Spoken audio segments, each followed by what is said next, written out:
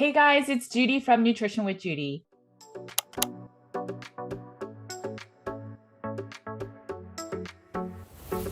Thanks for joining me today. While you're here, please make sure to like and subscribe. If you're listening to this on podcast, please make sure to leave a review as this allows my content to get in front of more people. And thank you for that. My name is Judy Cho, and I'm board certified in holistic nutrition.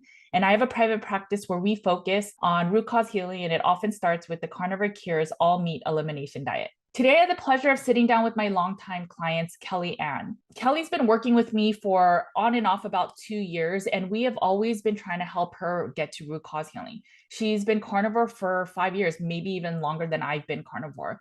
And she's literally tried everything. In this conversation, we talk about all the biohacks, all the diets, all the protocols, all the people she's worked with. No names are mentioned, but we talk about all the different people, different things, different meals, different foods that she's tried to try to get healing as she suffered from multiple sclerosis as well as Hashimoto's. She also struggled with a lot of histamines and MCAS, and she talks a lot about that and how ultimately she found root cause healing by finding the chronic inflammatory response syndrome illness and how so much of her life has improved since this diagnosis. It's not an easy diagnosis, but she'll share how for her it's been a game changer. Let's get right into the interview. Hey, Kelly, I'm super excited to have you join me. I'm really excited for people to hear your story, your journey on just healing, carnivore, SIRS, and everything in between. If you can introduce yourself to the people that are listening and watching your stint with, I guess, keto and carnivore, and then also just how you've been diagnosed with multiple sclerosis as well as Hashimoto's. Sure. My name's Kelly, and I live in Reno, Nevada. Nice to meet you guys. The main reason I wanted to come on today is, number one, because Judy asked me. I'm normally kind of shy, but I was like, you know what? I should come on and tell my story for all of the really, really sick people that were like me that couldn't find the answers, no matter what they did. Keto, carnivore, all of the biohacks, and nothing ended up working long-term in the end. So I wanted to come on here and tell my story and how I got to the diagnosis of SIRS. So tell me a little bit about when did you get diagnosed with MS and then Hashimoto's, and then what made you find keto and how was that stint and then carnivore? I was diagnosed, let's see, I'm 46 now. I was probably 35 years old when I was diagnosed with MS. And they think I probably had it before that. MRIs were showing my brain was lighting up. They just said, oh, it's probably a reflection. And so they said, oh, you're good. It's probably nothing. But it ended up being like, oh, okay, I probably had MS that whole time. So that's how my MS diagnosis first came through. And I've been on a health journey pretty much ever since, trying to find out, why does nothing work for me? Why can't I lose weight? Why is my body not like everybody else's? Like medications wouldn't work for me, no circulation in my hands and my feet, thyroid was always off, chronic fatigue, never felt good, and histamine reactions all the time, which kept getting worse and worse and worse, which is what brought me to keto. And then keto didn't work for me, which brought me to carnivore. And I'm just like elimination, and feeling stuck and super sick and asking people for help, but nobody could come help me get to the root cause until I found Judy. And then what about Hashimoto's? So did you get diagnosed prior to MS? And then what were the symptoms that made you even go down to check if you were having MS or the brain scans at least? I always had sort of a numb left hand, pain, weird things that would happen. But before I got diagnosed, I had no idea that I had that. I just knew I was sick and I didn't know why. And thyroid was actually before the MS. Okay. My thyroid's been screwed up for a really long time. And I went on T3s and I was on those for like 12 years or something because nothing else worked for me. Like the regular thyroid medicine didn't even touch my thyroid numbers. So my body was just kind of backwards. No medicine would work. I needed, for instance, to go to sleep at night, could take 16 Benadryl and I would just get tired. That my body was so messed up that I was so desperate to sleep. I always thought it was, I didn't have control over my body. Like no matter what I did diet wise, it wouldn't do what I wanted it to do. And I always thought that is super weird. It doesn't make sense. And then what happened with keto? So you went lower carb. Did you feel any benefits? And then the transition to carnivore? I did feel some benefits with keto. My whole life, I've never been able to do dairy. So I was always dairy free. Okay. But histamine reactions got way worse. I couldn't get into ketosis no matter what I did. I did feel a little bit better just because I think I was eating cleaner and I would lose weight for sure. And then it would just come right back. But I didn't do anything different. Right. I was still keto. So it didn't make sense to me. It was like up and down and up and down. And I had no control no matter what I did, no matter how many calories I ate or how much I fasted or did biohacks. It would get better for a while and then get way worse. And there was just so many questions. I didn't know what was happening. And then what made you transition to carnivore? And then what helped you to stay carnivore? I transitioned to carnivore out of desperation. I was like, okay. I thought about it for a while when I was keto because I was like, this sounds insane. I don't know if I can do it. This is going to be really hard. But I'm like, you know what? I'm desperate. Let's do it. Let's eliminate everything. So maybe I can get some answers, right? So that's why I went carnivore finally. And I was getting sicker and sicker. And histamine reactions, terrible. I would just get like bright red face, hives, not feel well. And so I kept having to eat less and less things. For example, I could only eat grass-fed, grass-finished beef. One at a time. I couldn't do chicken. I couldn't do pork. I couldn't do any of the good things. So I was like, oh my gosh, I'm so sick. What is happening? I even worked with a bunch of carnivores that were really smart trying to get answers. And I would get answers for a short period of time. And then it would come back again. That's been my history, and nothing ever got rid of my histamine reactions until now. And then what were your symptoms? So I know you talked about some of the numbness in your hand, the inability to lose weight, and then the poor sleep, and then also obviously the histamines, and that was a big thing for you. Was there anything else that when you say you just felt sicker and sicker, was there something else that you were going through? And I guess you mentioned also chronic fatigue, but yeah, the chronic fatigue was a huge one. I mean, I couldn't even walk my dogs around the block in the end. And I think when I first met you, that's the point I was at. I was just like, the brain fog is so real. Judy knows. And yeah, I didn't have the energy to do anything. And I felt like I'm just getting sicker. There's nothing else I can take out of my diet. I know from working with you, how long were you carnivore when I first met you? Well, I think I've been working with you now for about 2 years. That's not right? Yeah, I think so. So I was 3 years carnivore when I met you. Okay. I think it's been 5 now that I've been carnivore and carnivore-ish. Right. And I remember you mentioning that when I first worked with you for 3 years, you tried doing like the carnivore harder. You've tried the different macros. You've literally worked with like every single maybe coach or like even the group programs.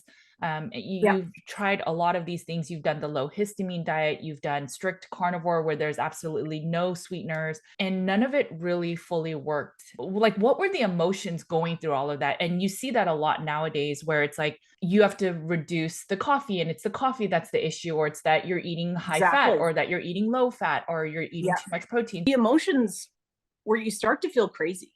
You start to feel like I am some alien that nothing is working for and it's not normal. You're just like, what's wrong with me? And you do try everything. And it's not like I didn't do all of the things that they told me to do. I'm doing it very well and nothing is working. You feel insane. You work with all these really smart people and they were very kind and really wanted to get to the root cause. But just like me, in the end, that wasn't the answer.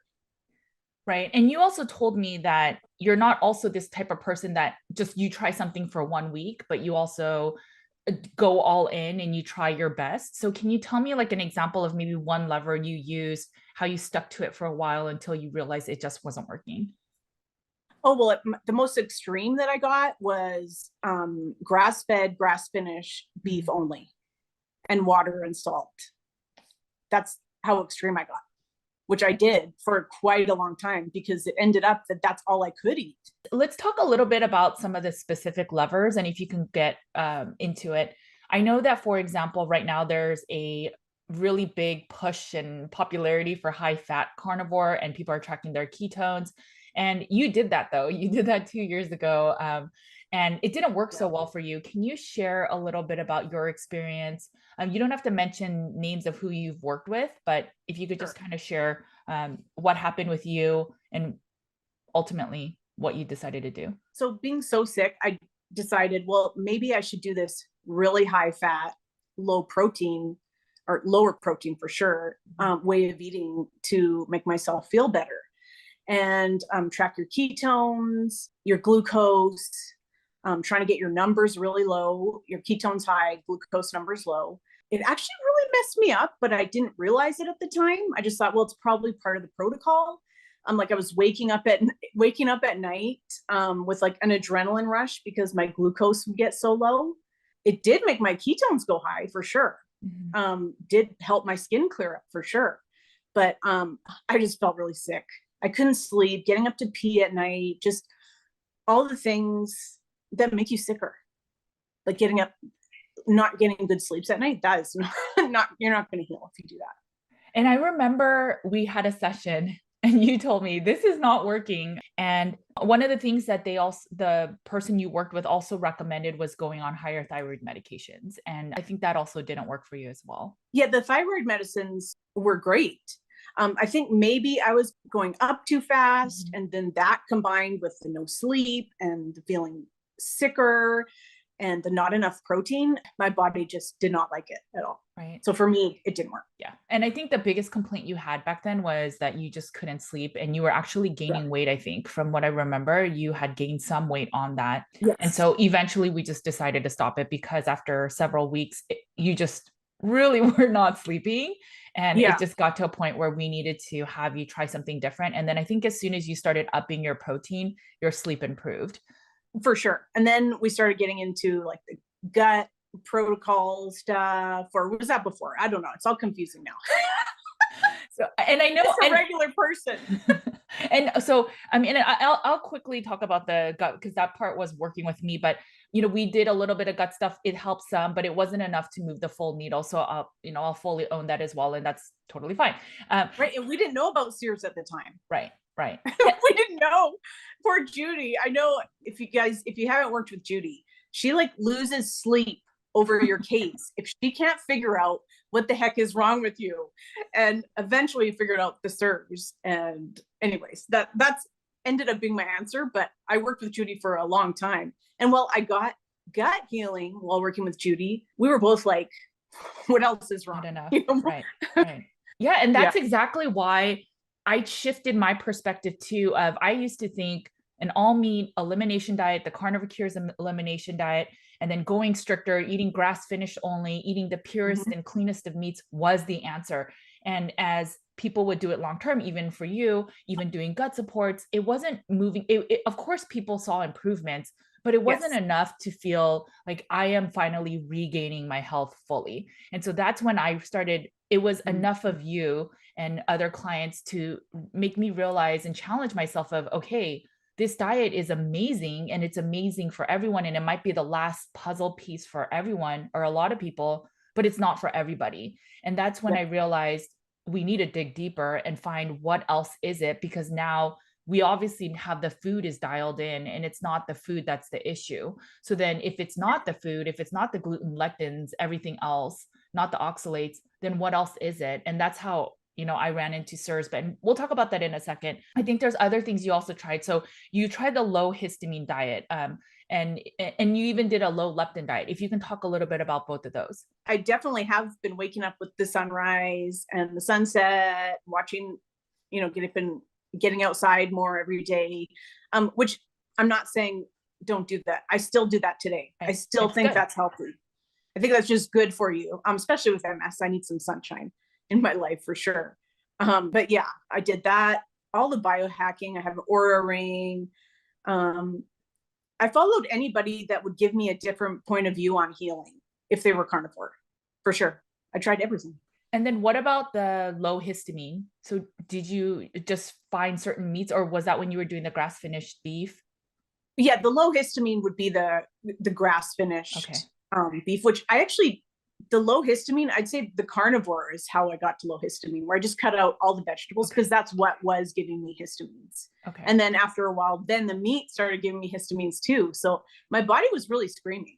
It was like, we can't take anything. We're just trying to keep you alive right now. I swear to God.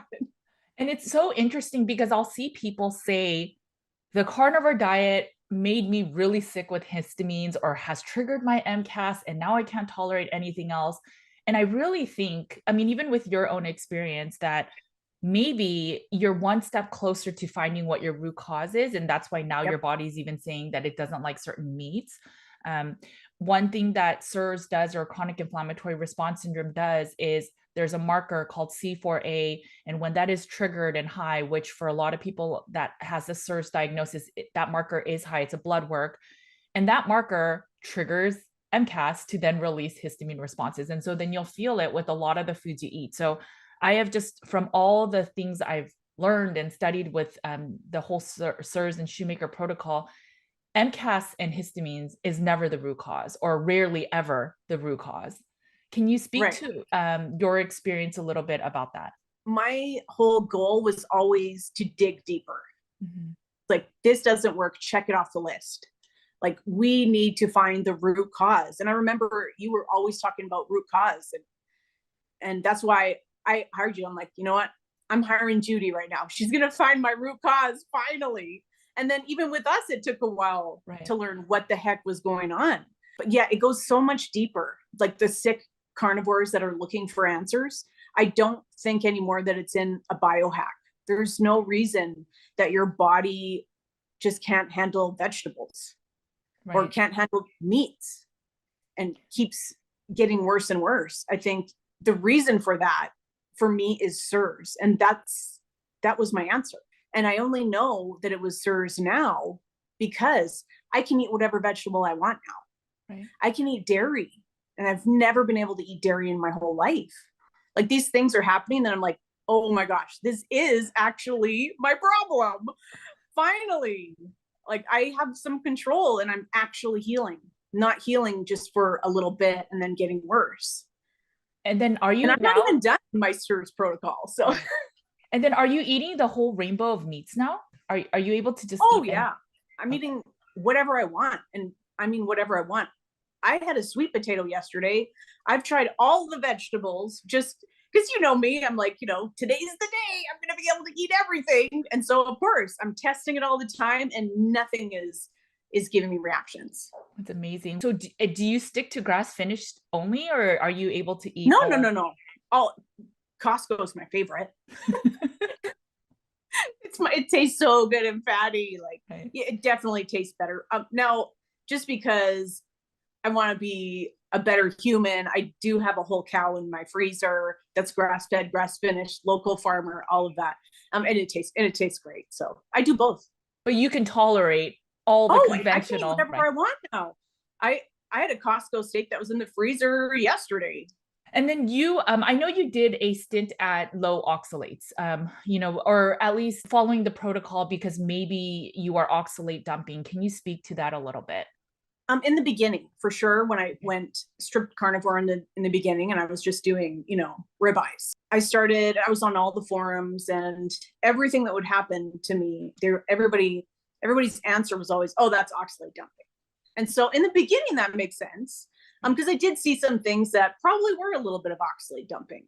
But after you're carnivore for a really long time, I'm like, I don't think that's oxalate dumping. I think I'm sicker and I just haven't found my root cause. Yeah, there's a lot of similarities to oxalate dumping and SIRS. And I think that after a certain point, if you're not getting better with a low oxalate diet, I do believe that people should consider SIRS because there is so much overlap. And and it's all related to mitochondrial health and immune function. And SIRS is the same thing because at the core of it, your immune system is inflamed because there's these biotoxins in your body that it cannot get rid of. In the end, it affects your brain function and it affects your mitochondria. And that's why most people that have chronic inflammatory response syndrome, one of the main symptoms is chronic fatigue. And so there's a lot of overlap. And so I do think there are some people that suffer from oxalate dumping. I've Yeah, seen it when I was eating high me too. spinach. I see it in my urine. I do also think that there may be people that are going down the oxalate rabbit hole that is not suffering from oxalates and that it's actually chronic inflammatory response syndrome. I think there's a lot of those people, especially if you've been carnivore for a long time and the needle is not moving by adding calcium, by all doing all the other things in the low oxalate protocol that I can't remember off the top of my head. Yeah, no, I totally agree. And for some, maybe that's your answer, but for long-term carnivores, I mean, you're still not healing and getting worse because histamines are getting worse. I Oh, think right. that's probably not your problem. And then what about hormones? So I know, obviously with SIRS, we got to do a little bit of DHEA, but maybe you could talk about your experience with DHEA and then progesterone, estrogen, if you've ever supplemented with any of those exogenous hormones. Sure. I have always thought my hormones are really screwed up. I never felt normal. I've tried to take hormones, so DHEA, which made me feel super crazy. My poor husband, it made me feel like stabbing him half the time. It's only now actually that I can take DHEA and my body's tolerating it. But until I dealt with the SIRS hormones, forget it. I've tried progesterone, also made me feel super crazy. I think just progesterone and DHEA were the main things because my testosterone has always been almost nothing. Okay. Yeah. Yeah, I was just about to bring up testosterone. So for a lot of people with chronic inflammatory response syndrome, one of the things it affects adversely is the androgen hormones, which is basically your testosterone. So there's a lot of people that when they will tell me, oh, I have really low T as a female. And so their provider will put them on DHEA or some other types of sexual hormones in order to try to raise that T. And then eventually they got on high T or T medications. But oftentimes the low T, it's just like, why is it low again? And we have a mutual person that we know that had low T, and then they eventually tested for SIRS and they had SIRS. And now I think things are getting a little bit more regulated. But again, it goes back to if you have low hormones and your diet is good and you've done all the biohacks and everything, and if it's still low and you're not under eating, you're not really eating bad for most of the days, then why is it low and you're sleeping decently? And that's where I think when people start going, well, our modern lifestyle is just too hard for us, so now I need to supplement. I don't think that's the answer. I think there's always something underlying. I mean, my sleep is wonky in the sense that some days I sleep really early and some days I sleep really late, but my hormones are generally balanced, as much as that's the modern lifestyle is not ideal for the way I'm sleeping. But it's not enough for me to not my hormones to be all taint. So therefore, I don't think I have a root cause issue.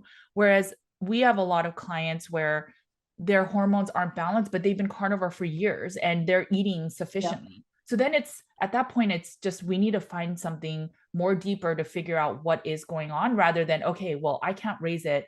So I need to get on medication, because that's normally the answer. For sure. And then even if you do go on the medications, you're going to feel crazy just like I did. Because your body doesn't want that. It's like, no, maybe it's low for a reason. I don't know what's going on inside my body. It's just crazy right now. So, when I was working with you back in the beginning, and I think it was like a year in, and you said, you need to test for SIRS. I think that you probably have it. I thought you were crazy. I know.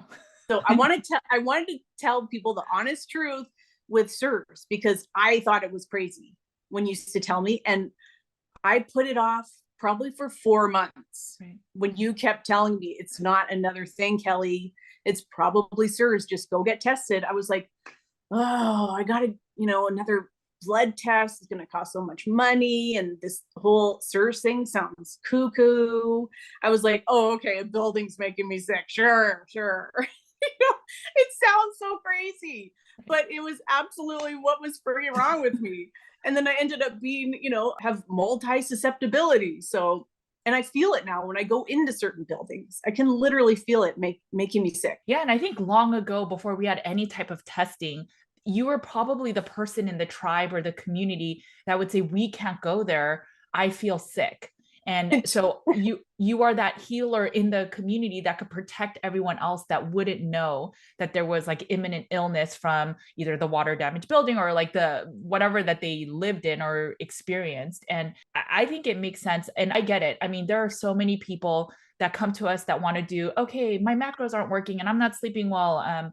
My hormones are messed up and I just need some macro healing or gut healing. And then I'll be on my way. And then when we look at their case and we can see the trends now, even with the very little information sometimes people will share with us. And when we tell them that we think they may have SIRS or chronic inflammatory response syndrome, there are some people that don't want to hear it. And it's unfortunate. It's hard to hear. It's hard to hear. But I mean, I'm thinking back with carnivores that I know were also very sick. And it's so funny looking back now. I'm like, oh my gosh, you probably have SIRS. Before we get into like a fuller deep dive into SIRS, let's talk about any other biohacks. So let me just look really quickly. So you used to do like low fat, high protein. So you did some of that protein sparing modified fast. You did the 48-hour fast. You did like the fruit and honey. You've even tried more of the exercise for biohacks. You did the sunrise, sauna, going to sleep early, following that circadian rhythm. Yeah. I mean, I know you eat breakfast and your body feels good, but that was another biohack at the time. And all of that is really good. And as you said, you also did the Aura ring. You try to protect yourself from EMFs. The whole point is that all of that just didn't move the needle enough for you. Yes, for sure. I even fasted. I fasted a lot. I mean, at one time I was fasting for 48 hours, 2 days a week, every week. And while I would get skinnier, I looked sicker. Sure. I looked a lot sicker and still wasn't losing weight like I should have if I wasn't eating, Right. Like it didn't make sense. Did you ever feel like you were wrong, like, or that maybe you're eating in the communities? Did anyone ever say, well, maybe you're overeating or maybe something's wrong with you that you're not doing it right? Well, I always felt like people were looking at me like, oh, well, you're probably not doing the diet behind closed doors. You're probably, eating cake, and Twinkies behind the scenes. That's why it's really not working. I always felt like that. Mm-hmm. Like nobody ever said that to me, but there was always, because my body didn't make sense. So of course I would think that too. I'd be like, well, you're probably not truly being a carnivore right now, or you're probably doing this or that, which wasn't my case. So that's why it was so frustrating. And that's why even I used to tell Judy, I'm like, I swear to God, I'm a really good patient. I'm doing everything you said. And I know that one of the biggest things is, so let's just talk about chronic inflammatory response syndrome. For people that don't know what this illness is, I've talked about it a bunch of times. I've had Dr. Shoemaker on, I've had Dr. Dorniger on, and depending on when this releases, Dr. Peg was also on my channel. Basically, it's when there is a subset of the population that cannot remove certain biotoxins, including mold, from the body. So it's about 25% of the population at whole. And I know there are people outside of the US because we get contacted all the time. So within that population, if you think about the carnivore community, there are people that try to biohack. And so they're like, I want to live forever. And so I'm going to try the carnivore diet. Maybe people that like Joe Rogan will bring in and usher people like that. That's not the community we're talking about. Essentially, the people that come to carnivore because they are struggling with an autoimmune, they are really sick, standard care has not done right for them. And so they're just desperate enough to try food for healing because they've tried AIP, they've tried keto, they've done everything and it hasn't moved the needle enough. And so they landed in carnivore. I really believe that the percentage of SIRS people in that community is way greater than the 25%.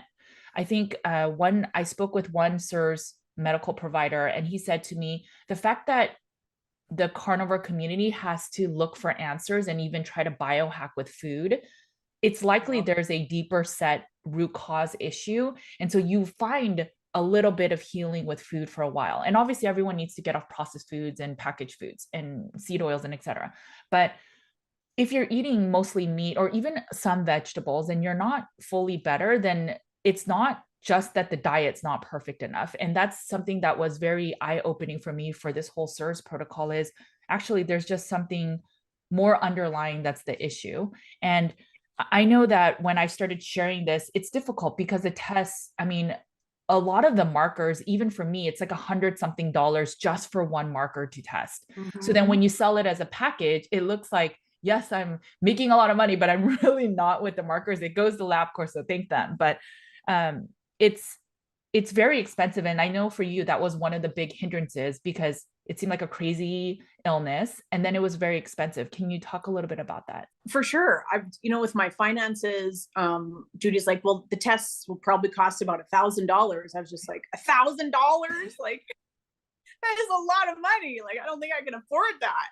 And then I was thinking in my head, well, what if I don't have it? And it's like, what is this, a 50-50 shot? Right. And I'm going to throw away $1,000. My husband had to come to me and say, has Judy been wrong at all this time? And I was like, no. And he's like, well, get tested. I'll give you the money. And I'm like, okay. So my husband had to like convince me. And then, of course, tests come back. And you were like, well, yeah, you have SARS. So then what does the journey look like? So can you tell me a little bit about if you could remember some of the symptoms? So I know for sure we always struggled with some days you would be able to tolerate certain meats and then maybe you try to add back berries and then you would react. And so if you went to a Yeah. restaurant, you would have a reaction, a histamine response. And so we'd kind of have to step back and dial in your dial a little bit more. So what has happened since starting the SIRS protocol and maybe some of the changes that you've experienced? Since starting the SIRS protocol, at first when we started, seemed like this is going to be a really long process because I think you said, well, it'd probably be about a year until you fully heal. But after I had the blood work and proof that I actually had it, I was like, okay, I could do a year. I've been sick for so long. Let's do it. So I started on the medicine. I think it was about a month and a half into the protocol that I started to see little changes. So I started to see circulation in my hands and feet, which I've never had. They're always freezing. Now they're not freezing anymore, which is a good sign. I started to be able to walk around the block with my dogs again without, being so unbelievably tired that sounded like a marathon to me. I stopped waking up at night and going pee, getting better sleeps, better deep sleep. Oh yeah, share about your deep sleep, the numbers. I remember a long time ago from your Aura ring, your deep sleep wasn't so great, and now it's pretty remarkable. So my deep sleep has gone from like half hour, 45 minutes to most nights 2 hours, and some even three. Like Oh wow. that's the best that I've gotten. I think I've gotten that like 5 times now. That's like my best numbers. So I'm pretty proud. Yeah, so sleep has gotten way better. One weird thing I had that I didn't know was a symptom was these terrible thoughts in my head that I couldn't shut off. Right. I couldn't shut them off at night. And it was like this vicious cycle that affected everything. And you kind of feel like you're going a little bit crazy. That, though, when I have some mold exposure, I feel coming back a little bit, but it's mostly gone, which was a huge symptom for me. And things like little problems in life that people would think were nothing were huge to me. And I would just totally stress over them and, oh, what am I going to do about this? And I don't feel like that anymore. And that's a big thing. It is. Like for depression, for just enjoying your everyday life. And I would have this really stupid thing for my whole life. I have been terrified of moths for so dumb, Judy. I mean, I look back on it, but it was real. I felt like they were going to kill me or something. Like once I slept in my car because there was a moth in my house. That's how bad it was. Like insane. So I had things like that. So my brain was suffering, obviously. And I remember you mentioned that you could never sweat on your own before. Oh no, I've never been able to sweat until now. That's another thing that I knew. Hey, I'm sweating on my own now, like a regular person. And your skin. Yes, for sure. And I'm able to tolerate heat, which I could not tolerate at all. I used to think it was an MS problem, but it wasn't. It was SIRS. now I'm wondering, like, how many problems have I had in the past that weren't what I thought they were? Right. One of the things about SIRS is that a lot of autoimmune illness, actually, the underlying reason may be SIRS. So obviously, gut function has so much to do with autoimmune illness. You have foods and other toxins that come into your bloodstream, and then your body tags it incorrectly, and then it causes a lot of that autoimmune illness. Although it's not in the peer-reviewed research and literature, from my understanding from the SIRS providers, they believe that 98% of autoimmune illness actually is SIRS, and that Whoa. right, it's very high. And then for hypothyroid, it's 50-50. Unless you have Hashimoto's, then it's the 98%. So I think if you are carnivore and you struggle with an autoimmune, and there's people in your family that struggle with autoimmune, and you have been doing a relatively clean carnivore diet, it doesn't need to be picture perfect, doesn't need to have all the seasonings removed, it doesn't need to require all the coffee gone or the sweeteners gone. I think it's as long as you're pretty consistent with your diet, meaning there's not a lot of gluten and things like that, and you have an autoimmune and you're not fully getting better, I think that SIRS is an option. Now, was there, could people do a cheaper test just to see if they have it first? And then if you do have it, then get all the other tests? Like, is that possible? Yeah, so we sell a mini version. The problem is that, well, I guess if you work with the medical provider, then they will give you the full gamut of tests. But sometimes what we found is, since the medical tests or the mini tests only test for a certain amount of markers, you have to have 4 of the markers be positive for you to be officially diagnosed as SIRS. So the risk Oh, is, with less markers, there's a risk of, well, maybe you have 3 now, but now do you have it? Like, do you have to do more testing? But if you have 3 and you failed the vision test, and we should talk about the vision test, you most likely have it. So that's where, and I just think this is what I'll say, of all the people that I've ever tested, and obviously this test is so expensive, but every single person that has tested is positive. There is not a single person. And I know that then makes you wonder, well, then is everyone positive? And we've tested people in my family that are not positive. So, and other people in our clientele that they tested their significant other and they don't also have it. So well, it makes sense because people that come to you are sick. Like they're looking for answers, right? And probably carnivore, which means you've made some pretty big decisions about finding out what's wrong with you. So they're sick. Yeah. So let's talk about the vision test. So one thing that also made you hesitate about SIRS was that you said you didn't fall into the symptom clusters, which is one of the indicators is that this illness is a multi-system, multi-symptom, meaning that many organs or functions will get affected, and you'll have multiple types of symptoms. So fatigue, chronic joint pain, brain fog, memory word, and peeing through the night. But then there's so many different kinds. And then there's a lot of people that'll say, well, carnivore fixed a lot of that for me, so now I no longer suffer. Or like you said, it doesn't fit you perfectly. And so then it makes you doubt, well, then maybe this isn't me. Yeah, in the beginning, when I looked at the symptom cluster things, I had already been carnivore for years.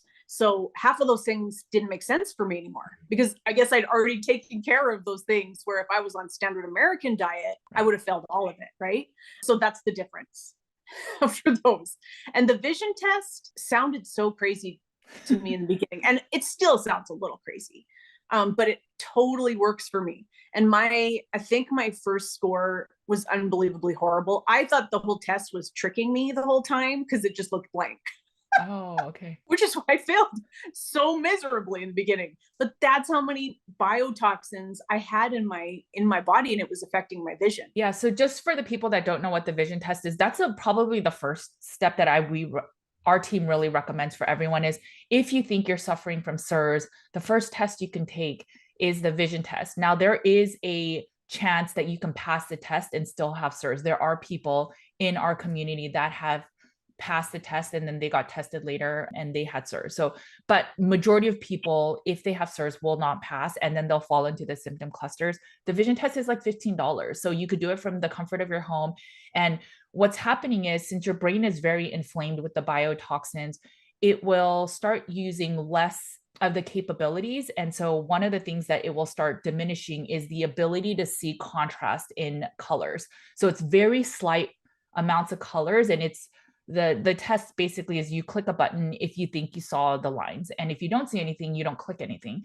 And what our brain tries to do is it allows us to survive another day. So even if we don't see these slight contrasts, you can still see pretty well. And so for us, we don't see that vision difference, but on this test, it's shown that whenever people aren't able to see this vision, the visual acuity, there's an indication that there's something going on with the brain. Yeah, so that vision test was how I originally started before we did the blood test. I know, and you kept telling me, yeah, you failed that. You failed it. You failed it. But my brain fog was so severe in the beginning. I didn't understand half of what you said, really. I was just like, oh, okay. You know, I'll get it eventually. I don't know. So what do you recommend for people? Because that is a very common thing. I purposely make the results very comprehensive. And I know that's like a struggle. So if you struggle with brain fog, how do you handle the comprehension, but or the level of, I guess, detail? But I also try to do that to save on the cost of doing a session with me so that you have all the information. If maybe your partner or somebody can explain what it's saying if you read it, and then all the links for additional support, then you don't have to use the money to do a session with me because I know there's future costs coming up. And that's why I do it. But in your shoes, when this already sounds overwhelming of, oh my gosh, can my house be affecting me? Wait, I have been exposed to mold in my past. I have been exposed to Lyme. I have been exposed to Epstein-Barr virus or a recluse spider bite or a tick bite. And now I have to worry about my home. It's actually possibly making me sick. I have a basement, all of these things. And that gets really overwhelming to even think, how am I going to tell my husband or my loved one about this? So how, for somebody that was you back then, how do you have people understand you? And then we'll start with that. Sure. It was in the beginning, it sounded like a nightmare for me because I couldn't comprehend all of the things that I might have to do and understand. And where do I start? What do I do? And how do I tell my husband, who in the beginning thought I was crazy too. Like, it was like, I really need your support. Like, mold is probably killing me. And here's what I need to do. So I would literally print out all of your instructions and have him help me with it and do just one thing at a time, because that's all you can do. And it gets easier. I promise it gets easier. As you go along, you learn the shoemaker protocol, you do this step, cross it off, and you do the next one. That's all you can do, is take it one step at a time. And I know for me, it was too, telling my husband that we need to remediate the kitchen because I saw mold in there and I can't heal if there's mold in the house. That was terrible for me. And luckily enough, he could do it himself. But if I didn't have that and someone's like, oh, hey, you got to spend $10,000 to do this, I don't know what I would do. Like, that's scary. Looking back now, it doesn't seem as scary, but it was at the time because it's a lot. But I promise you, if you dive into this and do all the things you're supposed to do, your life will get so much better. It will get so much better and you will finally heal and your body just won't freak out all the time. It's going to be normal. Yeah, it is overwhelming to think that, okay, so not only is it that I need to take some types of medication and their prescription medications that will help me get better, but I have to also now protect the environment that I'm ever exposed to. And that just seems like a very daunting thing. But we've seen people improve with not the most perfect score. Now you do need to remediate if there's mold in the home. Eventually, it can get people that don't even have CIRSIC. There's enough evidence that shows that. The one reason we use the shoemaker protocol, it's especially with mold, is because it's the only peer-reviewed evidence-based research that has, papers written and studies done on it. There's no other mold research that does that. There's a lot of people that sell binders, and I mean, I even sell the Cellcore products, and they can help in, I guess, there's certain situations, but I don't believe the Cellcore products alone can fix you, especially if you have the biotoxin and you don't have the right charge to help pull the toxins from your body. You will feel a little bit better because it might pull like heavy metals and other things, and it'll help you detox, and it's going to have you look at light and all of these things. But I don't think it'll move the needle enough. So you'll feel better for a while, and then you'll have to find another protocol to help you get back to that level of healing. And so it's always, like I told you, Kelly, I hate sharing this information with my clients because I feel like I'm the bearer of bad news, but I also want you guys to heal, and for the long term, that you can get your life back and not have to worry about, well, now what do I do? Because now carnivore is not working, or now this supplement that I was taking is not working.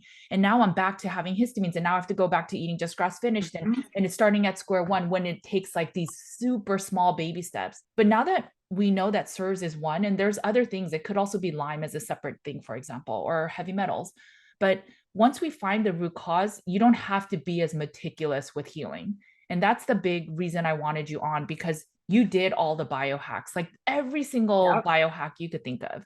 You've done all the diets, you've worked with all the people, and Yep. you've been carnivore for 5 years, and none of it was enough, including my gut support protocol. It wasn't enough. Yeah, And so for once sure. you found SIRS, I feel that your life has changed a lot. So much. And that's why I wanted to come on today. And, normally I would never do a podcast because I don't know. I get nervous and I don't know. I'm just regular gal over here.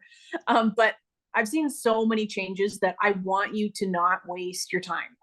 I want you to not do what I did. I want you to not carnivore harder. I want you to get to root cause. And I'm just want to tell you how to do it.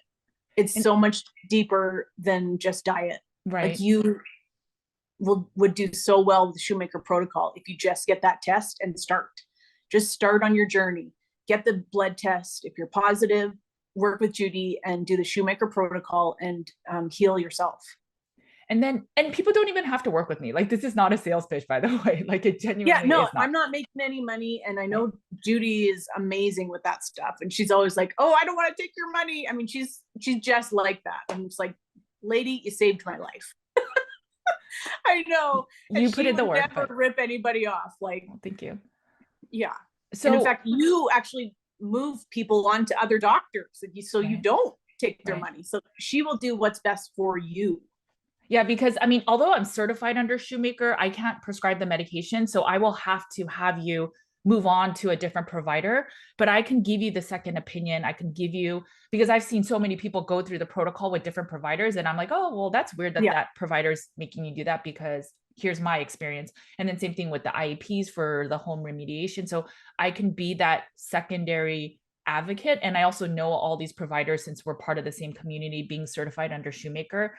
And I could be a sense of resources, but you don't have to go through me. That's the whole thing. But I do highly recommend going through people that are certified under the Shoemaker protocol, because there was this one client, for example, he tested SIRS with me. He was positive. And I told him, you need to go see a SIRS provider. I gave him a list of people that he could use. He ended up going to a local provider that was a mold specialist. And then the doctor said, as long as your home is clean, you're good. You'll be fine. And so he never went on cholestyramine or Welchol. And he said, I feel better, but for sure you'll feel better because you have no more biotoxins coming in. So absolutely you're going to feel better.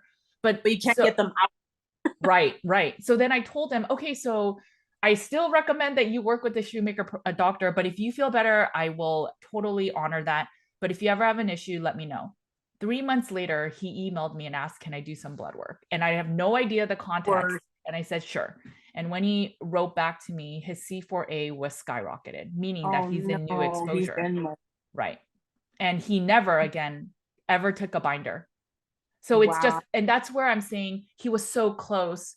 The provider was not the person to do the protocol. And then he has never done the proper Shoemaker protocol. And I really hope he's gone and done it, because moving was not enough.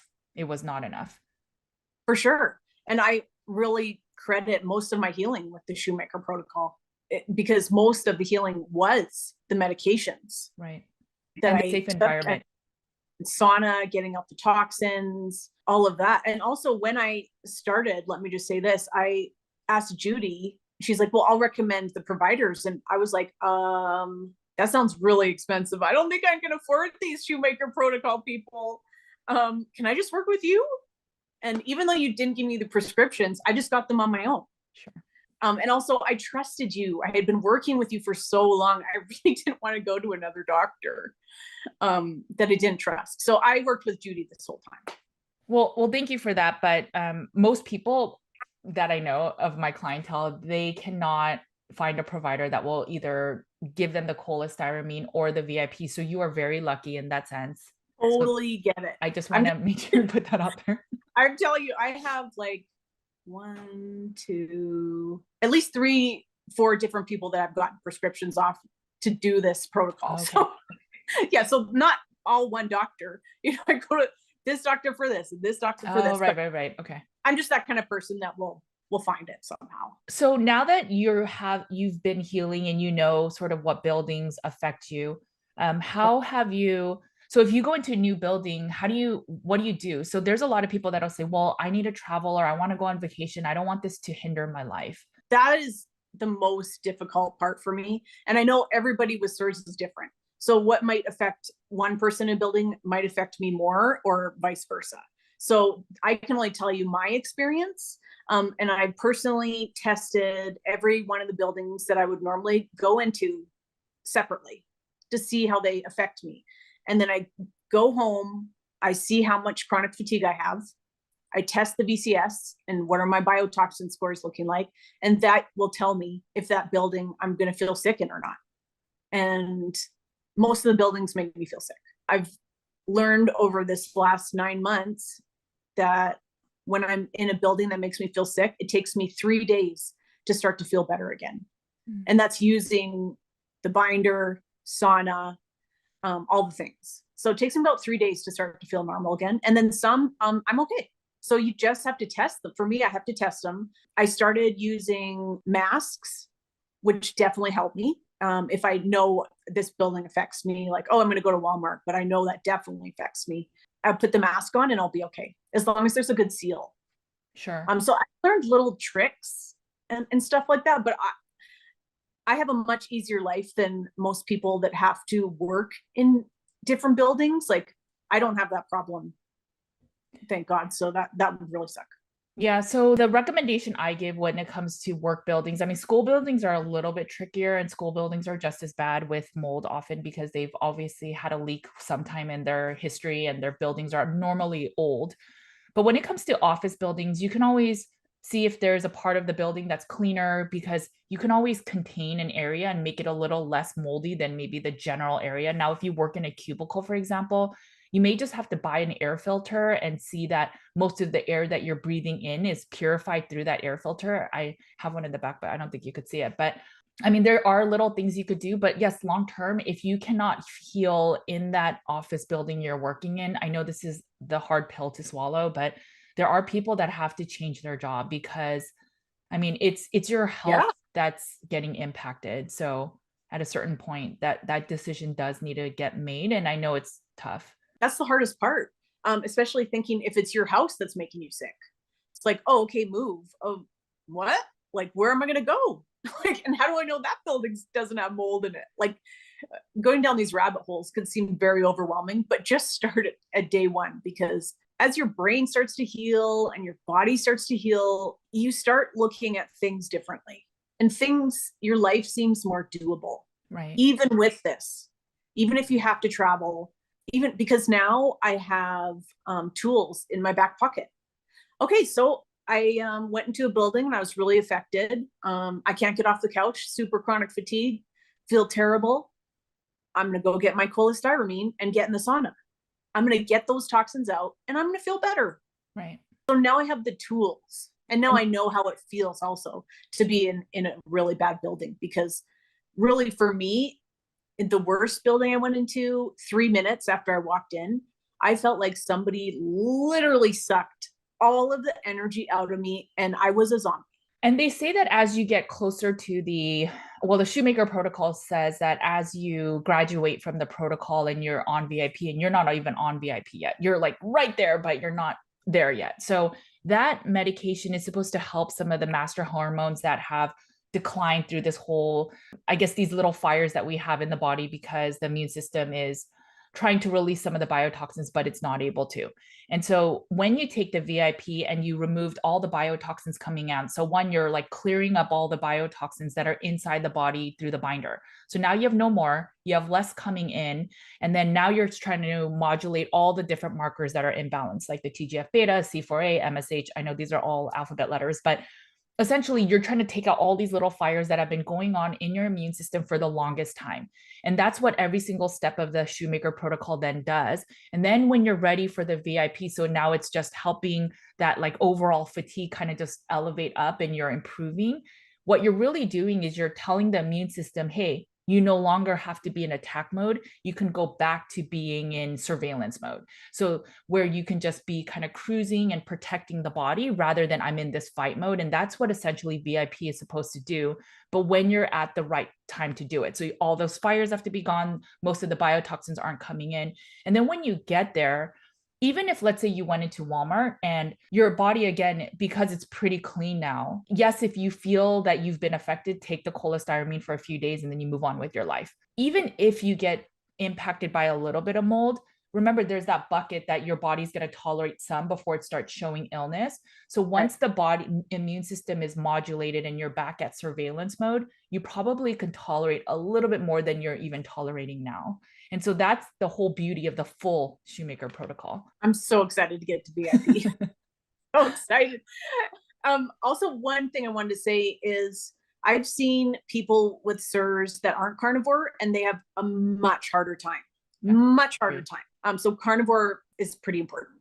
Right. And that's the paper I'm trying to write right now with some of the SIRS provider is we see a difference in some of the inflammatory markers with carnivore versus people that are doing a diet. And one of the biggest diets that Dr. Shoemaker recommends is a low amylose diet, which is a low sugar diet.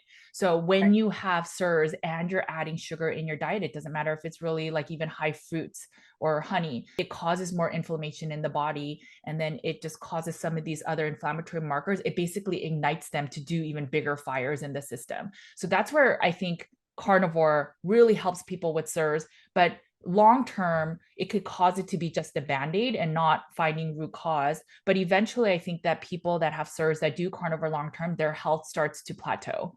And so they don't feel as good. And that's when I think you may want to consider it. But you're exactly right. One thing I really want to touch upon before we wrap up is mindset has always been huge for you. So you've always had this positive mindset. Can you share a little bit about that? And even share just from your experience with SIRS carnivore people, the difference of the people that are super overwhelmed and now, almost debilitated from this illness versus people that are like, this is it. I'm going to get better. I finally found my answers. Yeah, I see this all the time.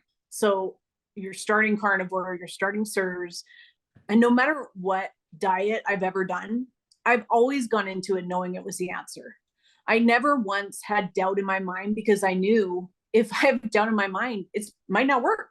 So having that mindset of this is it, like this is your answer, we're going to heal, is so important. And a lot of people have a really tough time with that. And that's something that I have to work with all the time. It's not just like I was born, just being positive. It's like you have to really work on it and know that it's actually going to help your health. I see a lot of times with SIRS because it's so overwhelming. A lot of people don't really believe that it's going to work. And then, man, your healing is going to take a lot longer. So what would you recommend for people? Do you try to learn the protocol yourself? I mean, what do you do to help support your body so that it's in a place of healing rather than a place of, the stress state where then your immune function is lowered and your digestion is lower? That's something you got to work on daily. And I think it's going to be different for everybody.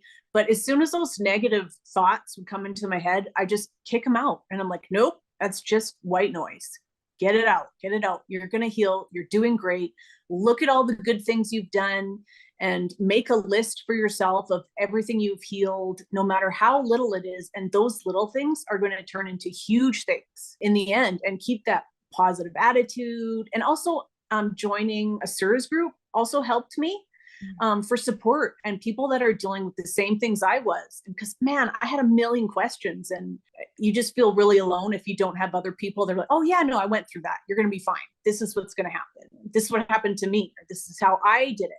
Really, really helps. I know for you also, it's not like you just practiced on your own to be positive. You've also done therapy. You've done the hard work. You've done a lot of work on your mindset to make sure that your limbic system's in good place and that you can see the world positively. And I know you mentioned to me that when you have SIRS, you have such brain fog that it's really hard to understand, comprehend things. And then a lot of things become really overwhelming. For sure. And one thing I'll say is I love getting therapy. I've done therapy for years, which has helped me so much. with just your life in general and talking to someone, getting through your traumas, working through it. I'm a huge proponent of go get therapy. I think everybody needs, I don't know Agreed. anybody that doesn't need therapy, right? For sure. That will definitely help you with your mindset. A couple of the big things with SIRS is number one, get tested. That's the first thing for sure. Number two, the biggest things would be try and get out of mold. You can heal only to a certain point if you don't get out of the mold. And just start your journey. Find out if you have it. Yeah, because I know for you, it's changed your life. Yeah, it was a total game changer. I feel like by the end of this, I'm going to be a different person. And that sounds so weird, but I'm going to be the person that I always knew I should have been. And which for me is like just a normal person, but I've never been able to be normal. Yeah, you can heal. This journey's been amazing for me and I'm not even done yet. So maybe I'll come back on when I'm done just to tell you what happened. I know you mentioned that a few of the symptoms may have been related to SIRS, but do you think that there's a chance that your MS can go into remission with SIRS? You know what? I've always thought that because now that I look back, when I needed a cane, I thought that's for sure MS. Or like, oh, my leg would hurt or something. I'd be like, oh, that's MS. Now that I know the symptoms of SIRS and where I was when these things happened, which was in terrible mold. And I remember smelling it at this really old house. And that's when I had a hard time walking. I don't think that was MS. And, I didn't get new lesions. So I really don't think it was. I think that was SIRS. Cross my fingers. Okay. Who knows what's going to happen? Yeah, we'll have to definitely have you back and then just let us know what's going on. Well, thank you so much for sharing your journey. I know it's not something that you naturally do, but I think it was such an important share. I think that there's a lot of information in carnivore that sometimes says you have to carnivore harder, or it's you're the reason you're not healing, you're not perfect enough, you're not good enough. And it's honestly sometimes maybe it's just something deeper and you just didn't know about it. And I think your story is so incredible. And I think we just started talking about it because of what happened with Christina Applegate. So I just, yeah. Yes. Yeah, I know. And we look at her and we're like, oh my gosh, she has SIRS. Right. Because she lived in water damaged buildings and talks about it in interviews. And also she's been diagnosed with MS. And I think she's had other health issues, but it's unfortunate. I hope that this illness can be just better known so that people can finally start getting to root cause healing. And then if we make a big enough stink about it, the building codes will change and we'll stop building our homes in a way that are so conducive for mold to even be spreading. That would be amazing. Well, thank you so much for joining me. I know that there's not a big place to find you, but if someone wanted to get in touch with you or anything, is there a place that they can reach you, or should they join? No, I've kind of gotten off all the social media stuff. Good. I don't know. Maybe I'll get back on it one day, but I am in a SIRS group. Okay. I'll put that in the show notes. Yeah. I'm in a SIRS group. So if you have any questions about SIRS, ask away. No problem. Okay. Well, thank you so much again. I think this will help so many people. It's just, your story is so incredible. But the thing is, I've worked with you for so long that I know that anyone can really heal this way. But, you all, obviously, I have to give credit to you that you've done the hard work. You've always been curious. You are such a hard worker and have the desire to heal. And you truly believe you could get to root cause healing and optimal health. And I see it. And the way that you live your life that way, it just shows, and why you're healing so quickly. So I just, again, a lot of it is you. Thanks, Judy. You're the best. Okay. Well, thank you so much for joining me again today. I'll talk to you soon. Okay. Bye, guys. Okay, guys, thanks so much for joining me today. I hope that this conversation really helps you to understand that no matter how sick you are, no matter where you are in chronic illness, that you can actually find root cause healing and you can heal. I know that seems so skeptical when some people are so incredibly sick and you can only eat certain types of meats or do certain things or have to do certain biohacks to even feel a little better that day. If you haven't watched my content on spoon theory, I highly recommend that. The thing is, I only work with people that are very sick. And these people, they have tremendous healing when they find root cause. And that is exactly why I always advocate for root cause healing. It's not a gimmick. It's not this thing that I want to share. It's that people have the right and the ability to get to healing so that they can live a normal life. And for some of us, that comes so easy. We are blessed to have just a normal life where we eat just meat and we can heal. But there are some people that need more than that. And I hope that this conversation just provides you a possible lever to get there. Thank you, Kelly, for joining me. You are such a beacon of hope. And I really hope you understand that. And I really appreciate you. Okay, guys, you know the drill. Make sure to eat a lot of meat. Take care of your bodies because it is the only place you have to live. I will talk to you later. Bye, guys.